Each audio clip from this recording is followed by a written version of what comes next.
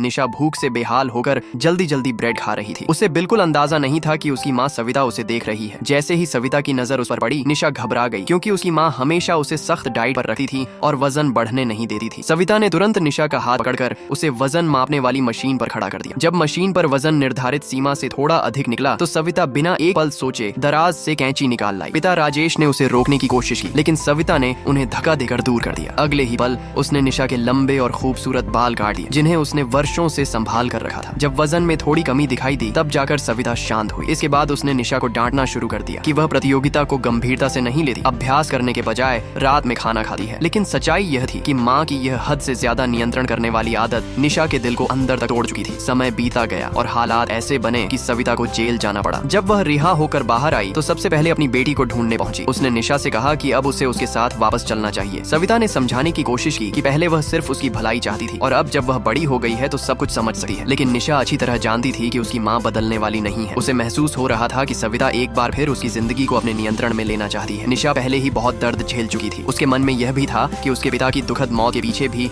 माँ का अत्यधिक दबाव और व्यवहार जिम्मेदार था। इसलिए इस बार उसने साफ शब्दों में कह दिया कि वह अपनी जिंदगी अपने तरीके से जीना चाहती है। इतना कहकर निशा ने माँ का हाथ झटक दिया और बिना पीछे देखे वहाँ से चली गई।